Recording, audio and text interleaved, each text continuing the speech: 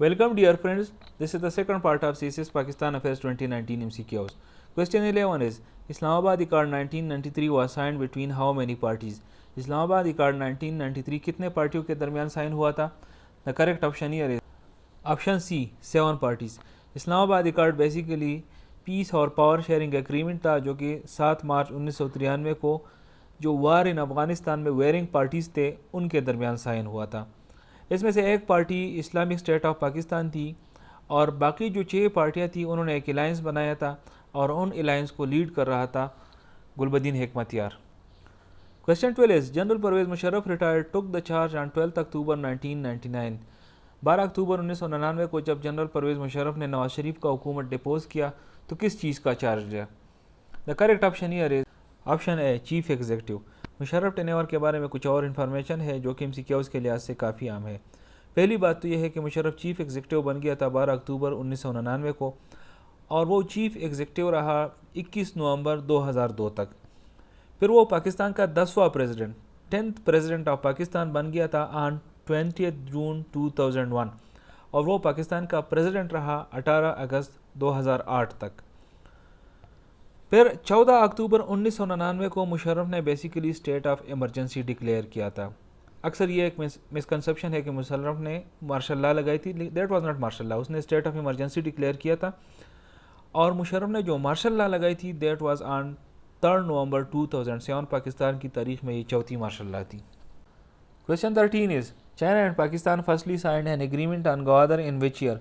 China और पाकिस्तान के दरमियान गवादर पर सबसे पहली दफ़ा एग्रीमेंट कब साइन हुआ था?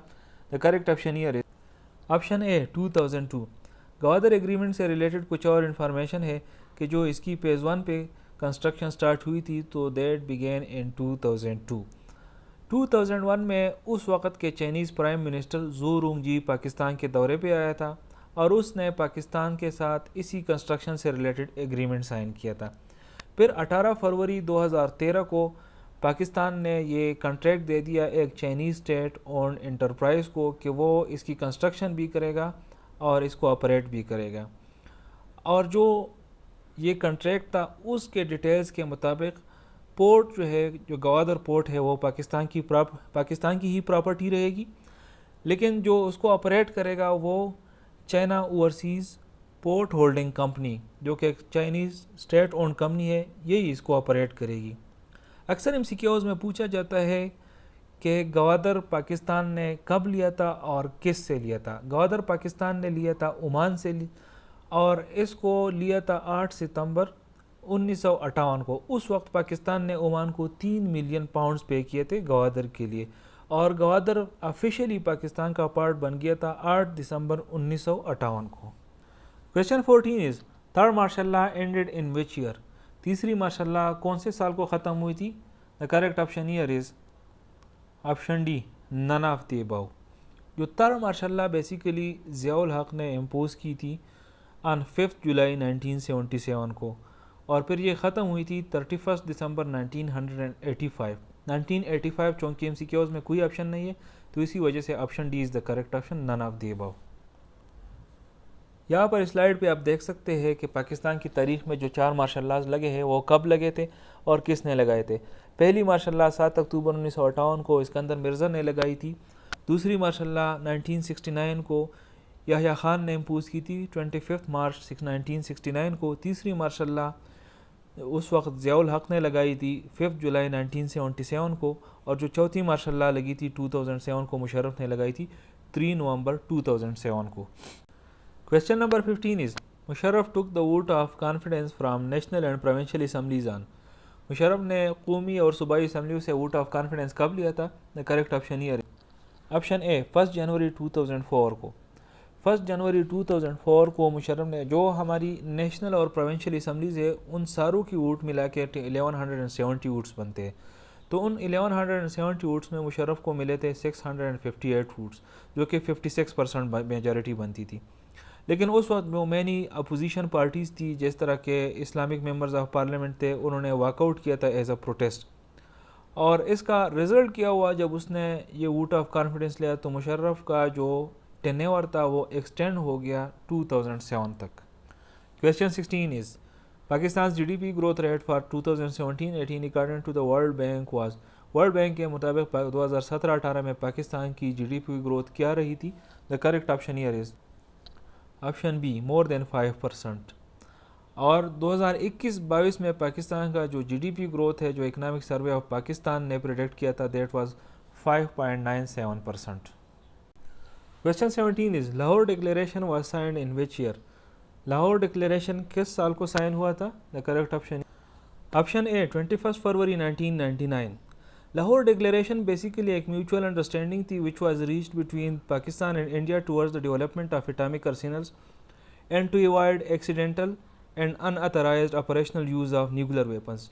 جو نیوکلیئر ویپنز ہے اس کے ڈیولپمنٹ کے بارے میں ایک انڈرسٹینڈنگ بن گئی اور یہ بھی اس ایگریمنٹ میں سائن ہو گیا کہ کوئی بھی ایکسیڈنٹل اور ان اتھرائز آپریشنل یوز جو ہے اس کو ایوائڈ کیا جائے گا.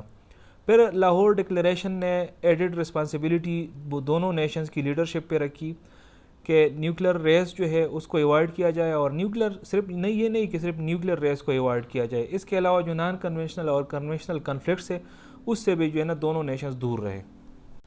Question number 8 is total budget outlay of Pakistan for the fiscal year 2017-18 was 2017-18 کے لیے پاکستان کا جو ٹوٹل بجٹ آؤٹلے تھا کتنا تھا؟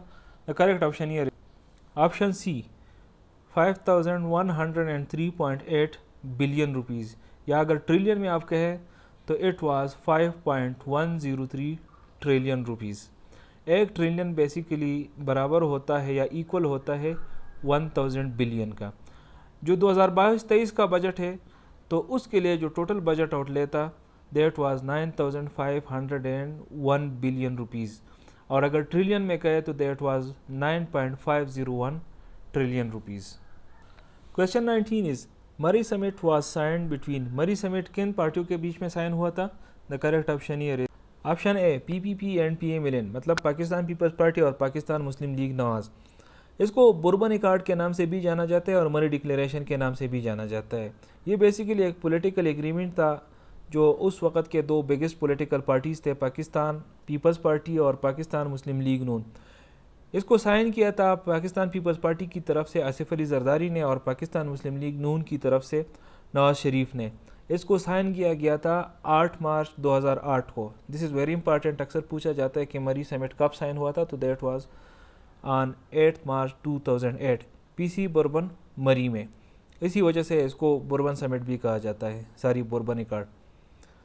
The goal of this accord was that the deposed judges sacked under President of Pakistan Pervez Musharraf when he imposed emergency rule within the country on 3rd November 2007 are to be reinstated within 30 days of the new coalition government. Musharraf نے 3 نومبر 2007 کو emergency role لگایا تھا اور اسی میں اس نے کچھ ججز کو سیک کیا تھا. تو یہ ایکارڈ اسی لیے سائن کیا گیا تھا کہ جب بھی دونوں کی کولیشن گورنمنٹ بن جائے گی تو 30 دن کے اندر ان سیک ججز کو بحال کیا جائے گا. The thing you should know is کہ 2008 میں جب پیپلز پارٹی نے حکومت بنائی تھی پہلی سٹارٹ میں تو پیپل پارٹی نے اکیلے حکومت نہیں بنائی تھی، ان کے ساتھ اور بھی پارٹیز تھے اور ان اور پارٹیز میں جو سب سے امپارٹنٹ پارٹی تھی دیٹ واز PMLN. حالانکہ بعد میں ان کے کچھ اختلافات آ گئے اور PMLN نے پھر وہ کولیشن چھوڑ دیا تھا.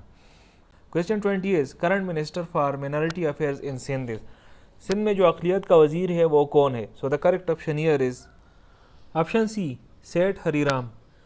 یہ جو مائنارٹی افیئرز کی منسٹری ہے ایسے نہیں ہے کہ یہ فیڈرل لیول پہ پہلے نہیں ہوا کرتی تھی، لیکن جولائی 2011 میں پھر گورنمنٹ آف پاکستان نے مائنارٹی افیئرز منسٹری کو کلوز کیا ڈی سینٹرلائزیشن کے تحت اور اس کو ٹرانسفر کیا پروونسز کو. پھر ایک نئی منسٹری کریٹ کی گئی، اس کا تقریباً سیم یہی کام تھا لیکن نام تبدیل کیا اور اس کا نام دیا انہوں نے منسٹری فار نیشنل ہارمنی.